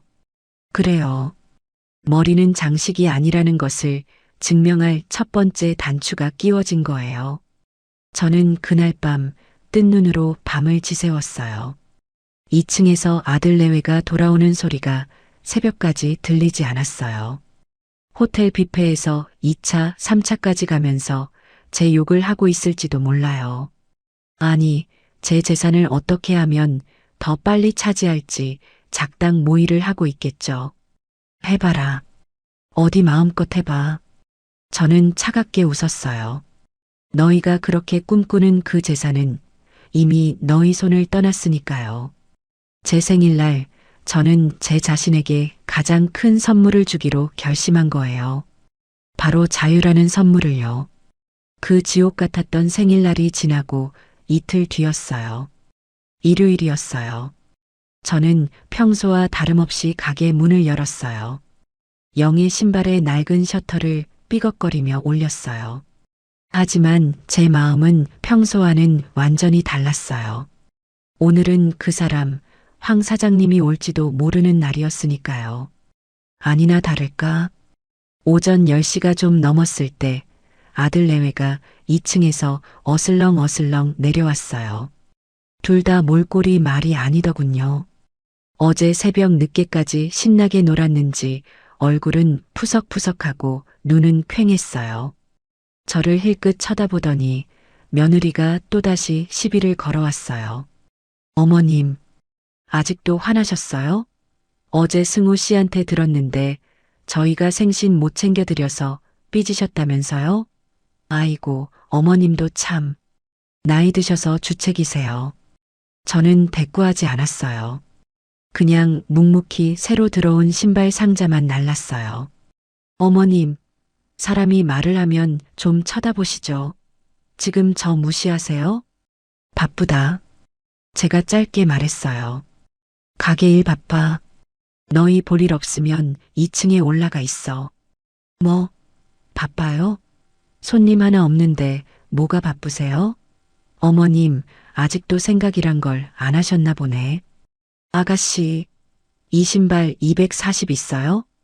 그때였어요. 정말 구세주처럼 손님이 가게 문을 열고 들어왔어요. 며느리는 채 타고 혀를 차더니 승우 씨, 나 커피 마실래? 저기 백화점 1층에 있는 그걸로. 빨리 가자. 하면서 아들놈을 질질 끌고 밖으로 나갔어요. 저는 그 뒷모습을 차갑게 쳐다봤어요. 마음껏 즐겨둬라. 너희가 마시는 그 비싼 커피도 이제 얼마 남지 않았으니까. 손님을 몇 명 받고 점심시간이 좀 지났을 때였어요. 가게 문이 열리고 황 사장님이 들어왔어요. 일부러 허름한 점퍼 차림에 모자를 푹 눌러 쓴 모습이었어요. 아이고, 박 사장. 오랜만이네. 황 사장님은 일부러 큰 소리로 아는 척을 했어요. 어이구, 사장님. 이게 얼마만이에요? 웬일이세요, 이 바쁜 분이. 저도 능청스럽게 맞받아쳤어요. 아니, 마누라가 등산 간다고 해서 신발 하나 사오라고 성하네요. 박 사장, 물건 좋은 거 있어요? 저기 창고 쪽에 구석에 있는 거, 그거 한번 볼 수 있을까? 신상이 거기 있다면서요? 황 사장님은 태연하게 제 가게 뒤편 창고 쪽을 가리켰어요. 아이고, 사장님은 귀신이시네. 그거 어제 새로 들어온 건데 어떻게 하셨대? 이리 와요. 내가 보여줄게. 저는 황 사장님을 가게 뒤편의 좁은 창고로 데리고 들어갔어요. 신발 상자가 천장까지 빼곡하게 쌓여 있는 곳이었어요. 창고 문을 닫자마자 황 사장님의 표정이 싹 바뀌었어요. 박 사장, 됐어. 정말이에요, 사장님? 그 식당 하겠다는 양반. 내가 어젯밤 늦게 만났지. 박 사장 건물이 나왔다고 하니까 눈이 뒤집히더군. 당장 계약하자고 난리야. 그럼 조건은요? 박 사장 원하는 대로 다 맞춘대. 시세보다 2억을 더 부르더군. 현금으로 당장 쏠 수 있대. 대신 자기도 조건이 있대. 조건이요? 일주일, 아니, 사흘 달라고 했지? 그쪽은 더 급해. 내일 당장 계약금 쏘고 3일 뒤 금요일에 잔금 전부 치르고 바로 등기 이전하자고 하네. 그리고 다음 주 월요일부터 바로 리모델링 공사 들어간다고 금요일 잔금 치르는 즉시 집을 비워줘야 한대. 어때, 괜찮겠어요? 너무 빠르지 않아요? 3일 뒤 금요일. 제 심장이 쿵쿵 뛰기 시작했어요. 너무 빨라? 아니, 빠를수록 좋지. 저것들이 눈치채기 전에 모든 걸 끝내야 해. 좋아요. 제가 단호하게 말했어요. 좋아요, 사장님. 그렇게 진행해 주세요. 금요일 잔금 치르고 바로 비워줄게요. 박 사장, 정말 독하게 마음먹었구나. 황 사장님이 제 어깨를 툭 쳤어요. 알았어. 그럼 내일 오후 2시에 내 사무실로 와요. 아들 내외한테는 뭐라고 할 거예요? 박 사장. 이럴 때는 거짓말도 필요한 법이야. 알았어요, 사장님. 제가 알아서 둘러댈게요. 그리고 박 사장. 계약금이랑 잔금 받을 통장. 그거 아들 내외가 아는 통장 쓰면 절대 안 돼. 새로 하나 파요. 아무도 모르는 은행에 박 사장 도장도 새로 파서 그걸로 만들어요. 알았지? 네, 사장님. 정말 고맙습니다. 됐어. 나 이제 가봐야지. 마누라 신발 하나 줘야 안 쫓겨나지. 이거 얼마요? 황 사장님은 등산화 한 켤레를 집어들고 태연하게 창고를 나갔어요. 저는 그 뒤를 따라 나가며 아무렇지 않게 돈을 받았어요. 안녕히 가세요, 사장님. 사모님한테 안부 전해주시고요. 황 사장님이 가고 나서 저는 한참을 가게 의자에 멍하니 앉아 있었어요. 내일 계약, 3일 뒤 잔금. 모든 게 너무 빨리 돌아갔지만 그게 맞았어요. 그날 오후 며느리와 아들이 백화점 쇼핑백을 또 한가득 들고 돌아왔더군요. 어머님, 아직도 그러고 계세요? 아이고, 속 터져. 승우 씨, 나 피곤해. 2층 올라가서 쉴래. 저는 그 꼴을 보고 조용히 입을 열었어요. 나 내일부터 가게 며칠 문 닫아야겠다. 제 말에 며느리가 2층으로 올라가려다 말고 획 돌아봤어요. 뭐라고요? 문을 닫아요? 왜요? 가게 재고 정리도 좀 하고 나도 며칠 쉬어야겠다. 몸이 영 안 좋아서 한 34일 정도 쉴 생각이야. 며느리 얼굴에 실망과 의심이 동시에 스쳐 지나갔어요. 가게 문을 닫으면 제가 돈을 못 버니까 자기들 용돈이 끊길까봐 걱정하는 눈치였어요. 아, 정말. 어머님은 꼭 이럴 때 쉬시더라. 그럼 저희 생활비는 어떡하고요? 그건 걱정 마라. 미리 빼놨으니까. 정말이에요? 그럼 뭐 쉬시든가요? 아이고, 잘됐다. 어머님, 그럴 거면 가게 그냥 접으세요. 요즘 누가 시장에서 이런 촌스러운 신발 사시나요? 그냥 저 1층 가게도 저희가 쓸 수 있게 터주세요. 제가 거기다 예쁜 카페 하나 차리면 대박 날 것 같은데. 승우 씨, 그치? 아들놈은 또 좋다고 헤헤 웃으며 고개를 끄덕였어요. 그래요, 엄마. 다인이 말이 맞아요. 엄마 이제 연세도 있으신데 그냥 쉬세요. 저희가 알아서 할게요. 알았다. 생각해 볼게. 피곤하다면서. 어서 올라가 쉬어. 저는 2층으로 올라가는 두 거머리의 뒷모습을 보며 웃음을 참았어요. 그래, 너희 소원대로 이 가게 접어줄게. 아주 영원히. 다음 날 저는 아침 일찍 병원 다녀온다고 거짓말을 하고 집을 나섰어요. 그리고 시장 반대편 아무도 저를 모르는 동네의 은행에 가서 새 통장을 만들었어요. 황 사장님 말대로 막도장도 하나 새로 팠어요. 오후 2시 황금 부동산 사무실 2층 비밀 상담실에서 저는 그 현금 부자라는 식당 사장님을 만났어요.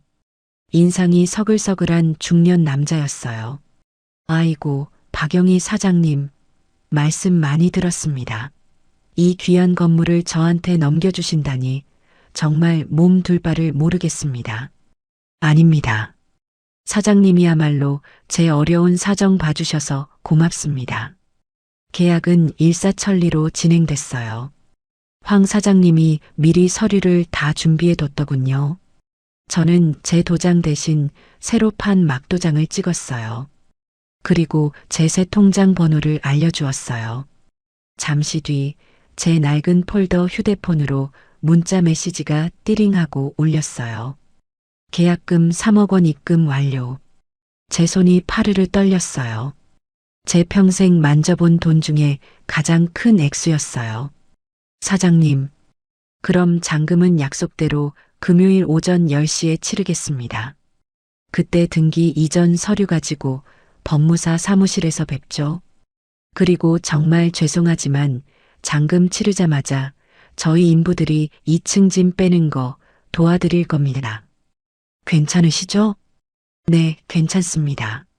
그렇게 하시죠. 고맙습니다. 사장님, 그럼 금요일에 뵙겠습니다. 저는 황금 부동산을 나왔어요. 제 통장에 찍힌 3억이라는 숫자가 현실 같지 않았어요. 하지만 이건 시작에 불과했어요. 집에 돌아오는 길에 저는 우체국에 들렀어요. 그리고 가장 큰 박스 여러 개를 샀어요. 가게 재고 정리한다는 핑계는 아주 유용했어요. 저는 그날 밤부터 며느리와 아들 눈을 피해 제 짐을 싸기 시작했어요. 어머님, 그거 다 뭐예요? 버리시는 거예요? 다 낡은 옷가지랑 이불이야. 가게 창고에 있던 건데 다 버릴 거다. 며느리는 제가 박스에 제 옷가지와 앨범, 그리고 돌아가신 그이의 유품을 차곡차곡 담는 것을 보고도 쓰레기 버린다고만 생각했어요. 아이고, 잘 버리시네요. 그거 다 쓰레기인데 진작 버리시지. 어머님, 버리실 거면 저 2층에 있는 낡은 장롱도 좀 같이 버려주세요. 아주 보기 싫어 죽겠어요. 그래, 알았다. 저는 다음날 아침 일찍 우체국 택배를 불렀어요. 그리고 제 인생이 담긴 박스 5개를 전부 한 주소로 붙였어요. 강원도 정선군. 제 오랜 친구 순자가 있는 곳이었어요. 젊을 적 시장에서 같이 고생하다가 남편 따라 강원도 산골로 들어간 친구였어요. 며칠 전 황 사장님과 통화한 날 밤 순자에게 미리 전화를 해뒀어요. 순자야, 나 영이다. 나 너한테 며칠 신세 좀 져야겠다. 아무 말 묻지 말고 나 좀 받아줄 수 있니? 순자는 아무것도 묻지 않고 걱정 말고 와라. 내 몸 뉘일 방 하나 없을까? 하고 말해주었어요. 제 짐들은 저보다 먼저 그곳으로 가고 있었어요. 저는 꼭 필요한 짐 외에는 모든 것을 버렸어요. 낡은 가구, 낡은 그릇, 그리고 가족이라는 낡은 환상까지도요. 모든 게 가벼워졌어요. 드디어 결전의 날 하루 전 목요일 밤이 되었어요. 내일 오전 10시면 잔금을 치르고 이 지긋지긋한 집을 떠나는 날이었어요. 저는 이상하게도 마음이 아주 차분했어요. 가게 재고 정리 핑계로 가게 문은 닫혀 있었고 저는 1층 제 방에서 마지막 정리를 하고 있었어요. 그때 2층에서 며느리의 목소리가 들려왔어요. 아, 배고파. 승우 씨, 어머님한테 저녁 뭐 먹냐고 좀 물어봐. 가게 문 닫았다고 밥도 안 하시는 거 아냐? 아들놈이 쭈뼛거리며 1층으로 내려왔어요. 엄마, 저녁은요? 하고 있다. 네. 아, 정말요? 뭐 하시는데요? 올라가 있어. 다 되면 부를게. 너희 둘 다 내려와. 오늘은 내가 한턱 쏜다. 네. 한턱 쏘신다고요? 와, 신난다. 다인아, 엄마가 맛있는 거 하신대. 아들놈은 철없이 신이 나서 2층으로 뛰어 올라갔어요. 저는 그 뒷모습을 보며 픽 웃었어요. 그래, 마지막 만찬이다. 너희가 내 집에서 먹는 마지막 저녁. 저는 며칠 전 미리 사둔 재료들을 꺼냈어요. 며느리가 환장하는 소불고기 전골이었어요. 당면도 듬뿍 넣고 버섯도 종류별로 아낌없이 썰어 넣었어요. 그리고 며느리가 이런 건 비싸서 못 먹는다고 노래를 불렀던 삼색전도 부쳤어요. 호박전, 동태전, 꼬치전. 고소한 기름 냄새가 1층을 가득 채웠어요. 1시간쯤 지났을까요? 상다리가 부러지게 차려놓고 2층을 향해 소리쳤어요. 밥 먹어라. 아들 내외가 신이 나서 달려 내려왔어요. 밥상을 보더니 며느리 눈이 휘둥그레졌어요. 어머님, 웬일이세요? 이게 다 뭐예요? 오늘 무슨 날이에요? 그냥 너희 그동안 고생한 것 같아서 한번 차려봤다. 앉아. 많이 먹어. 저는 태연하게 웃으며 말했어요. 며느리는 의심도 잠시 보글보글 끓는 소불고기 냄새에 정신이 팔려서 자리에 털썩 앉았어요. 우와, 어머님 웬일이시래? 잘 먹겠습니다. 아들놈과 며느리는 정말 개눈 감추듯이 음식을 먹어치웠어요. 며느리는 전을 입에 가득 물고 말했어요. 어머님, 근데 진짜 무슨 일 있으세요?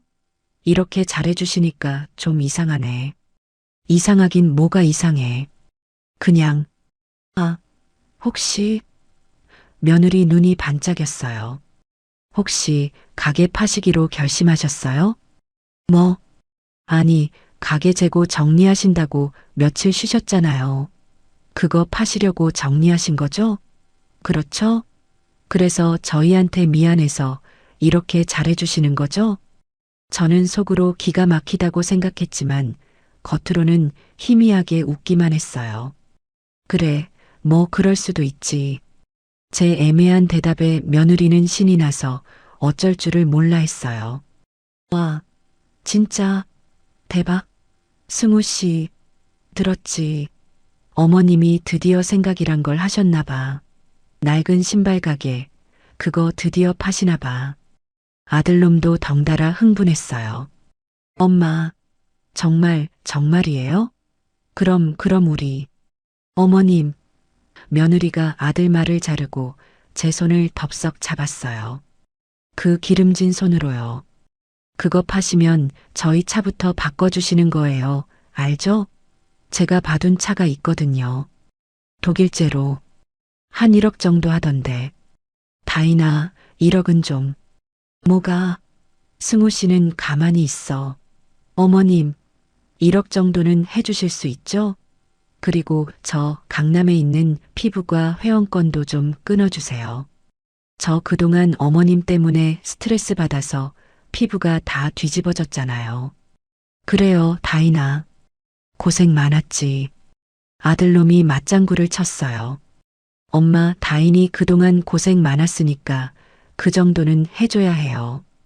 그리고 엄마, 그 남은 돈은 저희 사업 자금으로. 저는 밥을 먹는 둥 마는 둥 하는 그 두 거머리의 대화를 가만히 듣고 있었어요. 제 평생이 담긴 건물을 팔아서 고작 1억짜리 외제차와 피부과 회원권을 사달라는 저 뻔뻔함. 그리고 그걸 또 맞장구 치는 한심한 제 아들. 그래, 많이 먹어둬라. 너희가 내 돈으로 먹는 마지막 만찬이다. 저는 속으로 그렇게 되뇌었어요. 그래, 알았다. 너희 하고 싶은 거 다 해라. 대신 오늘은 많이 먹어. 내일부터는 바쁠 테니까. 네. 어머님, 걱정 마세요. 저희가 내일부터 싹 알아볼게요. 아, 신난다. 며느리는 소주까지 한 병 꺼내와서 아들놈과 둘이 신나게 나눠 마셨어요. 그렇게 마지막 만찬이 끝났어요. 설거지는 당연히 제 몫이었어요. 며느리는 어머님 잘 먹었습니다. 저 피곤해서 먼저 올라가 볼게요. 내일 차 알아보러 가야 하니까 하고 쌩하니 2층으로 올라가 버렸어요. 저는 혼자 남아 그 많은 그릇들을 닦았어요. 이 부엌에서 하는 마지막 설거지였어요. 그릇 하나하나를 닦으면서 제 마음속에 남은 미련도 함께 닦아냈어요. 설거지를 마치고 1층 제 방으로 들어왔어요. 그리고 문을 잠갔어요. 내일 아침 입고 나갈 옷을 미리 꺼내놨어요. 제가 가진 옷 중에 가장 좋은 외출복이었어요. 그리고 제 작은 손가방 안에 마지막으로 짐을 챙겼어요. 내일 법무사에게 넘겨줄 등기부등본 원본, 제 도장, 은행 보안카드, 그리고 오늘 새로 판 통장. 마지막으로 돌아가신 그이와 제 아들 승우가 어렸을 적에 함께 찍은 작은 흑백 사진 한 장. 저는 그 사진을 한참 들여다봤어요. 사진 속의 승우는 참 해맑게 웃고 있었어요. 승우야, 잘 살아라. 너의 엄마는 오늘 불어 죽었다. 저는 그 사진을 가방 가장 깊숙한 곳에 넣었어요. 휴대폰 알람을 맞췄어요. 내일 아침 8시. 아들 내외가 늦잠을 자고 있을 바로 그 시간. 모든 준비가 끝났어요. 저는 불을 끄고 자리에 누웠어요. 이상하게도 잠이 솔솔 왔어요. 지난 수십 년 동안 오늘 밤처럼 마음 편하게 잠든 날이 있었나 싶었어요. 내일이면 모든 게 끝난다. 저는 그렇게 제 집에서의 마지막 밤을 보냈어요. 다음 날 아침, 정확히 아침 8시가 되었어요. 제 낡은 휴대폰 알람이 울리기 전에 눈이 먼저 떠졌어요. 밤새 한숨도 못 잔 것은 아니에요. 이상하게도 제 집에서 자는 마지막 밤은 지난 몇 년을 통틀어 가장 편안하게 잤어요. 2층에서는 쥐 죽은 듯이 아무 소리도 들리지 않았어요. 어젯밤 제 건물을 팔 거라는 헛된 희망에 부풀어 소주까지 마시고 뻗었으니 해가 중천에 뜰 때까지 일어나지 못할 게 뻔했어요. 저는 소리 죽여 이부자리를 갰습니다. 그리고 어제 미리 꺼내둔 제 옷 중에 가장 좋은 외출복으로 갈아입었어요. 화장대 거울 앞에 앉았어요. 늙고 지친 제 얼굴이 보였어요. 하지만 오늘따라 그 눈이, 제 눈이 다르게 보였어요. 두려움이나 슬픔이 아니라 차갑고 단단한 결심 같은 것이 담겨 있었어요. 저는 가볍게 분을 바르고 아주 옅게 입술연지를 그렸어요. 이게 박영이라는 이름으로 이 지긋지긋한 곳에서 하는 마지막 단장이었어요. 모든 준비가 끝났어요. 저는 제 작은 손가방을 다시 한번 확인했어요. 등기부등본 원본, 새로 판 도장, 새 은행의 보안 카드, 그리고 낡은 흑백 사진 한 장. 모든 것이 제자리에 있었어요. 저는 1층 제 방 문고리를 아주 천천히 돌렸어요. 삐걱 소리가 날까봐 심장이 조마조마했지만 다행히 문은 조용히 열렸어요. 1층 가게 안은 어두컴컴했어요. 제가 재고 정리를 핑계로 셔터를 내려놓은 지 사흘째였으니까요. 어둠 속에서 신발 상자들의 눅눅한 가죽 냄새와 고무 냄새가 제 코를 찔렀어요. 제 청춘이, 제 피땀이 뱃 냄새였어요. 잘 있어라. 내 청춘아. 저는 가게 앞문으로 나가지 않았어요. 혹시라도 셔터 올리는 소리를 며느리가 들을까 봐서였어요. 대신 가게 뒤편의 좁은 쪽문을 이용했어요. 시장 골목의 쓰레기통과 연결된 아주 좁고 더러운 문이었어요. 문고리를 잡고 마지막으로 제가 평생을 바친 가게를 어둠 속에서 돌아봤어요. 아무런 미련도 남지 않았어요. 쪽문을 열고 한 발을 내디뎠어요. 차가운 아침 공기가 제 뺨을 때렸어요. 저는 문을 조용히 닫고 밖에서 자물쇠를 걸었어요. 철컥. 그 소리가 제 과거와의 완벽한 이별을 고하는 소리처럼 들렸어요. 시장 골목은 아직 이른 시간이라 한산했어요. 저는 모자를 푹 눌러쓰고 시장을 빠져나왔어요. 큰 길에서 택시를 잡았어요. 기사님, 서울역으로 가주세요. 법무사 사무실은 10시 약속이었지만 저는 일부러 서울역으로 향했어요. 황 사장님이 신신당부했거든요. 박 사장, 혹시라도 아들놈이 박 사장 뒤를 밟을 수도 있으니 무조건 사람 많은 곳으로 가서 한번 돌아가요. 서울역이 제일이야. 택시가 시장 골목을 벗어나 한강 다리를 건넜어요. 저는 뒤를 돌아보지 않았어요. 서울역에 도착하니 9시가 조금 넘었더군요. 저는 택시에서 내려 일부러 사람 많은 대합실을 가로질렀어요. 그리고 다시 지하철을 탔어요. 법무사 사무실이 있는 시청역으로 향했어요.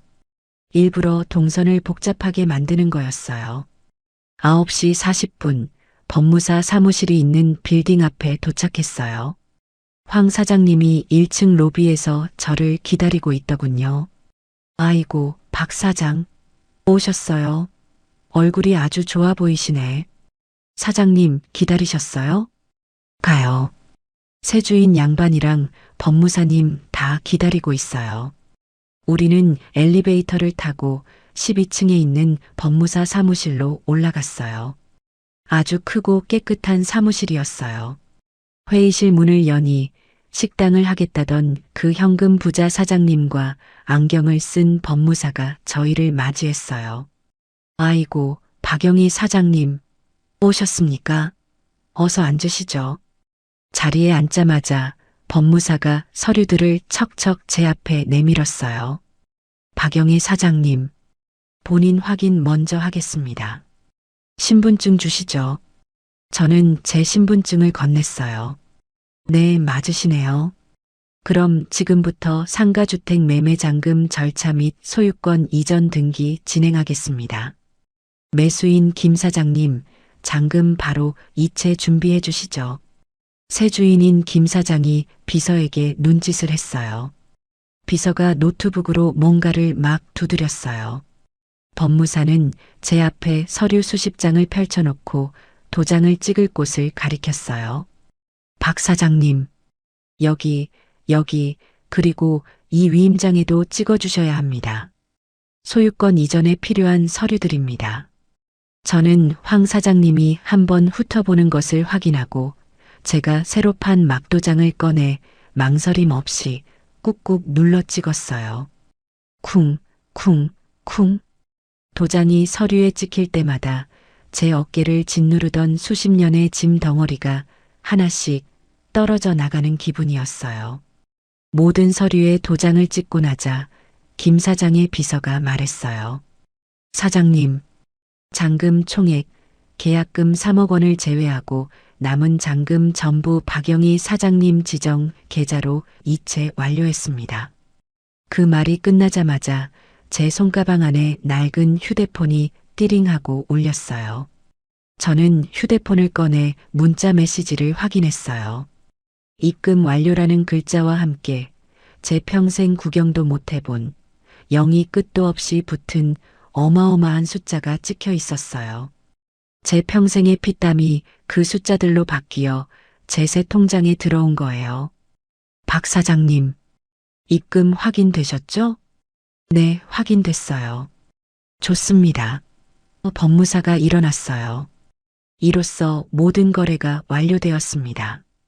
등기 이전은 오늘 오후 중으로 바로 접수되어 3일 이내로 완료될 겁니다. 이 건물은 이제 법적으로 김 사장님 소유입니다. 김 사장이 자리에서 일어나 제게 90도로 인사를 했어요. 사장님, 정말 고맙습니다. 이 은혜 잊지 않겠습니다. 덕분에 제 수건 사업을 이루게 됐네요. 아닙니다.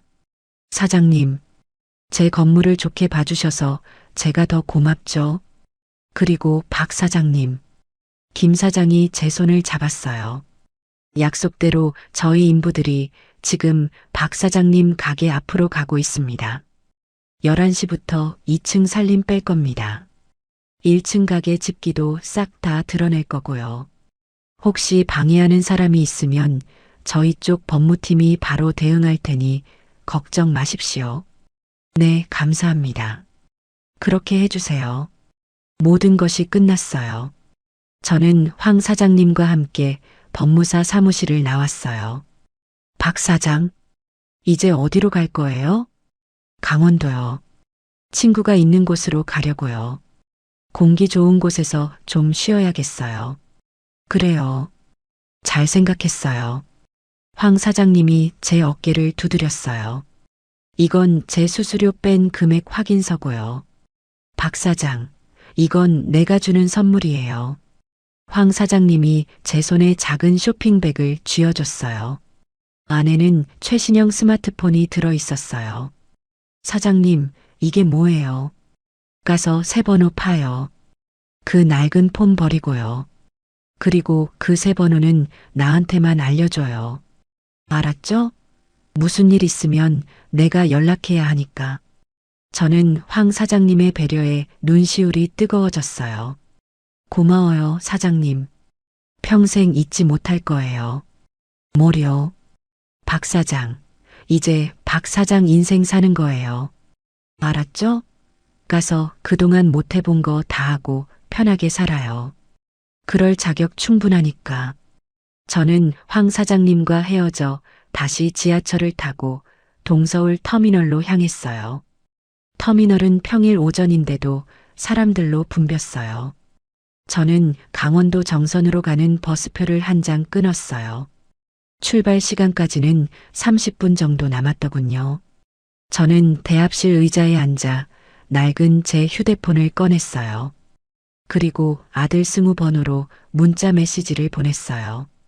제 인생의 마지막 문장이었어요. 너희가 말한 대로 생각이라는 걸 좀 했단다. 너희도 이제 어른이니까 너희 앞가림은 너희가 알아서 해라. 전송 버튼을 눌렀어요. 그리고 저는 그 낡은 휴대폰의 뒷뚜껑을 열었어요. 배터리를 분리했어요. 딸칵. 모든 연결이 끊어졌어요. 저는 그 휴대폰과 배터리를 터미널 쓰레기통 깊숙한 곳에 밀어 넣었어요. 잠시 후 정선행 버스가 도착했다는 안내 방송이 나왔어요. 저는 가벼운 손가방 하나만 들고 버스에 올랐어요. 창가 자리에 앉았어요. 버스가 서서히 터미널을 빠져나가 도시의 회색 빌딩 숲을 벗어났어요. 고속도로로 접어들자 창밖으로 푸른 산과 들이 보이기 시작했어요. 저는 깊게 숨을 들이마셨어요. 제 인생 63년 만에 처음 맛보는 자유의 공기였어요. 눈을 감았어요.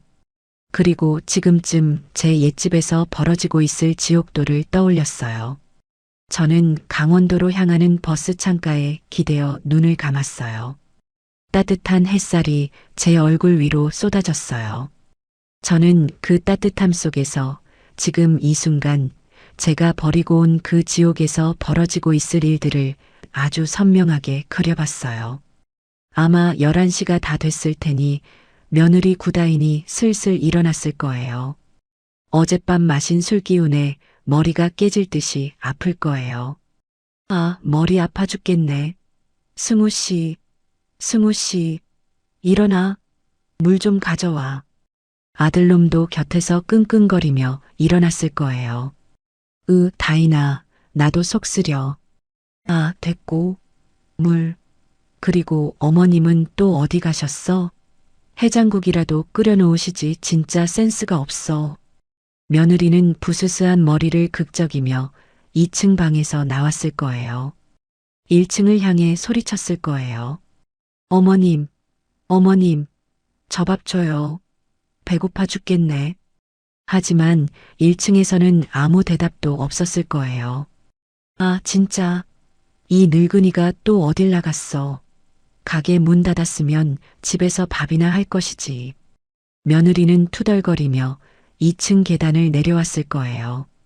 1층 가게는 셔터가 굳게 닫혀 있고 제 방 문도 닫혀 있었을 거예요. 어머님, 주무세요? 아직도 자는 거야? 해가 중천에 떴는데. 며느리가 제 방문을 벌컥 열었을 거예요. 하지만 그 안에는 아무도 없어요. 텅 비어 있었어요. 제가 쓰던 이부자리는 가지런히 개켜져 있고 제 옷까지도 보이지 않았을 거예요. 뭐야, 이 늙은이 진짜 어딜 간 거야? 승우 씨, 승우 씨, 빨리 내려와 봐. 어머님 또 짐 싸서 나갔나 봐. 뭐, 짐을 싸?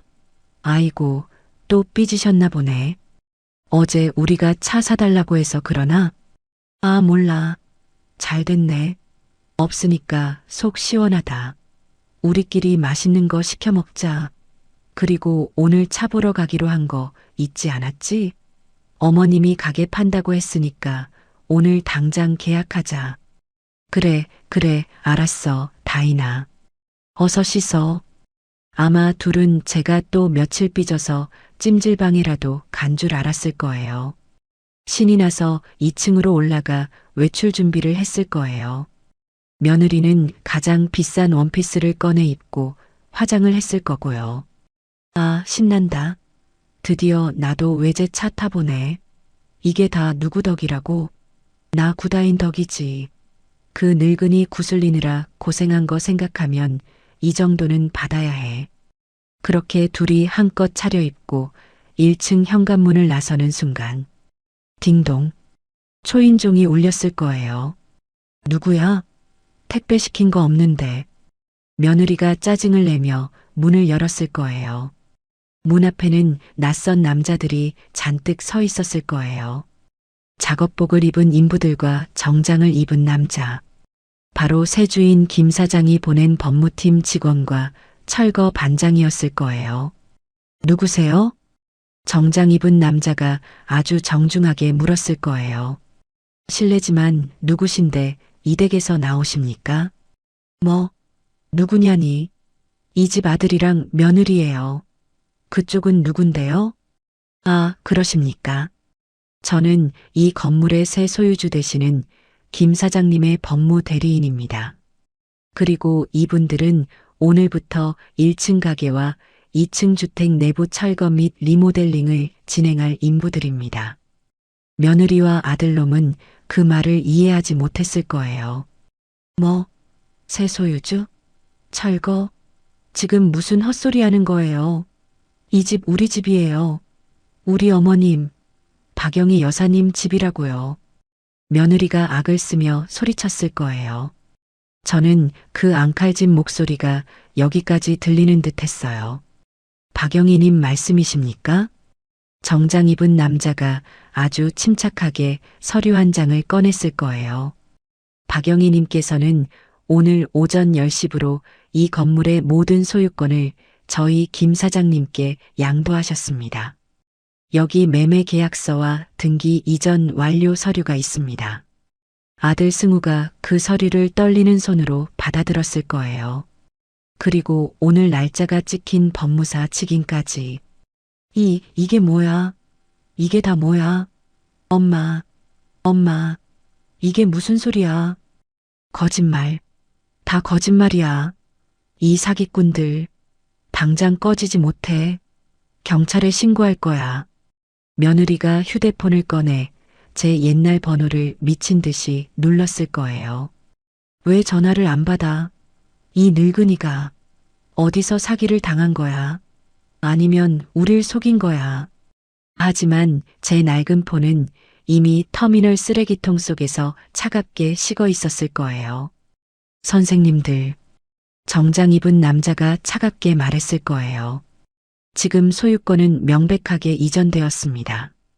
두 분은 이 집에 거주할 법적인 권리가 전혀 없습니다. 불법 점유 상태라는 말입니다. 뭐, 불법 점유? 이 집이 어떤 집인데? 내가 이 집 아들인데. 너희 당장 꺼져. 승우가 뒤늦게 소리를 질렀을 거예요. 죄송합니다만. 남자가 손짓을 하자 뒤에 있던 인부들이 1층 가게 셔터를 기계로 강제로 열기 시작했을 거예요. 우르르 쾅쾅? 쇠 찢어지는 소리가 시장 골목에 울려 퍼졌을 거예요. 안 돼. 뭐 하는 짓이야.